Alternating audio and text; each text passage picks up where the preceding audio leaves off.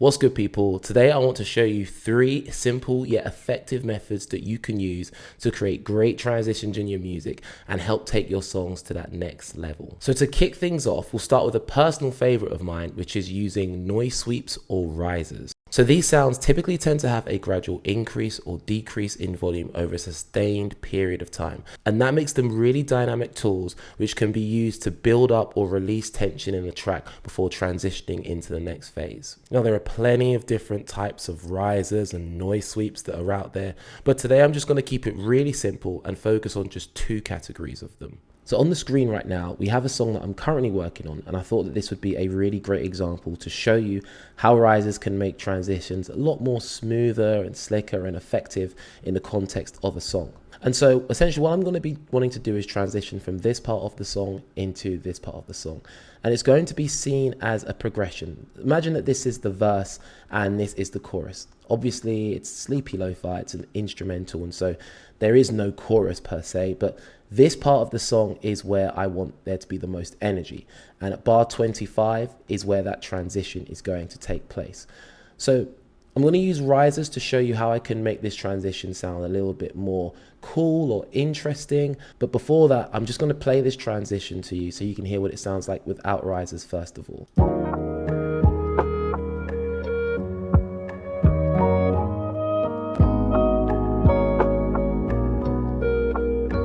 So obviously you can hear at bar 25 is where that transitions take place, new instruments are introduced, the track has a little bit of a different energy. But what I can do to make that more of a pronounced transition is I can add a riser. And so a riser I've got on the screen right now is from Cymatics. It's a noise sweep, and as you can see, it's going to be decreasing in volume.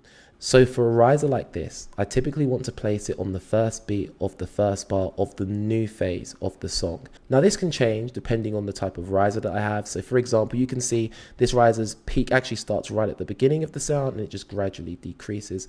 Some noise down sweeps might get a little bit louder before they start to get a little bit quieter, and I might do something different.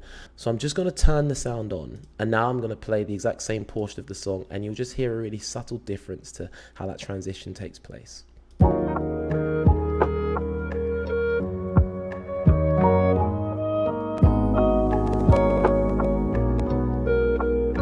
So as you can hear, it's nothing crazy. It's not going to blow you away and completely transform your song. It just adds another interesting layer and almost acts as a signal to let the listener know that something interesting is happening. And so now we have a riser where there is an increase in volume.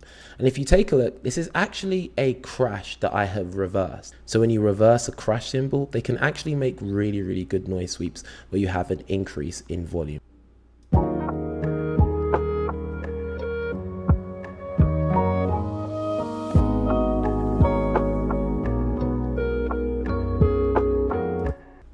So as you can see, the transition just comes a little bit more interesting with that first riser almost letting the listener know that something is about to happen.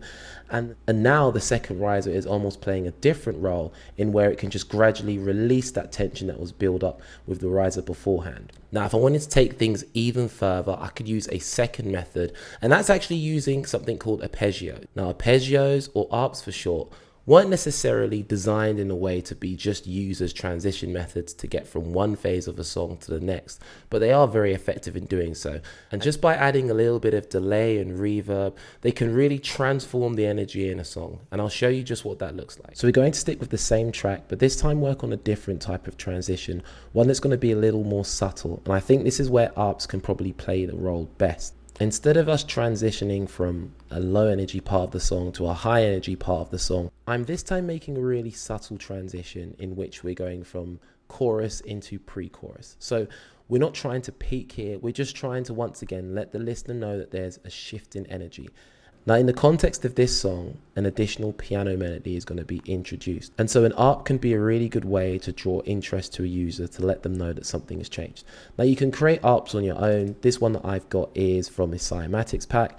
Just scrolling through and found it'd be really useful for this track. And as you'll see, I've kept in this noise up riser, as I think these two would work as a really nice pair together. And just like the previous example, I'm going to turn these sounds off so you can hear the original transition and then show you the difference that it makes.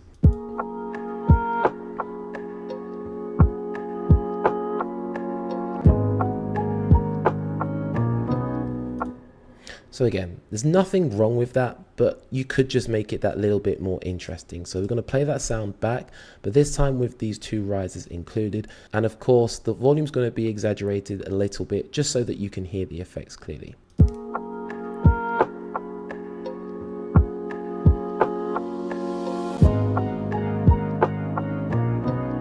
Don't know if it's just me, but you can really hear it's just a really nice way to shift the energy and the mood within a song without having to do anything that's a bit too dramatic. So as you can see, once you start to layer these sounds, you can really create an interesting transition that has a lot more depth.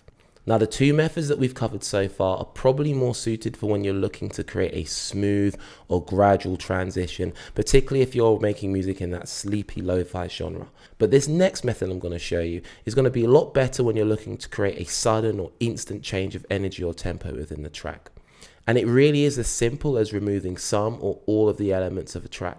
Now, which elements you decide to remove and how you want to do that is completely up to you.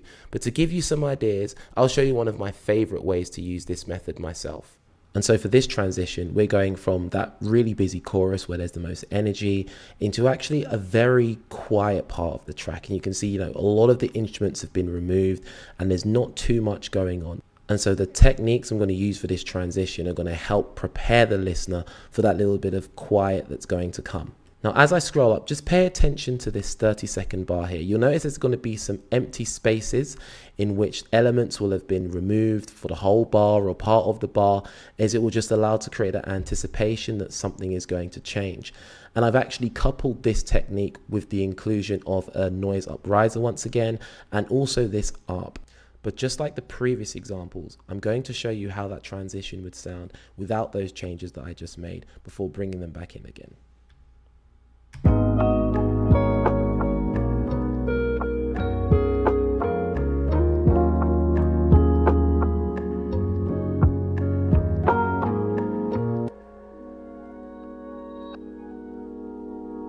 So if you're hearing it like me, you could probably tell that just doesn't sound good enough. So let's see how it sounds when I bring back those changes that I previously made.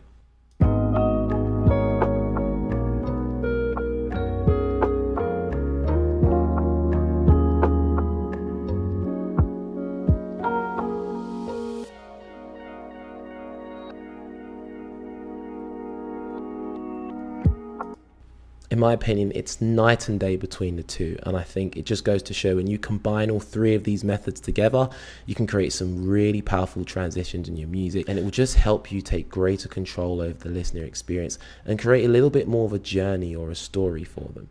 And there you have it. 3 simple yet effective ways to be able to create some nice transitions in your music. But now it's over to you guys. Drop a comment below to let me know which of those 3 transition methods would be your personal favorite.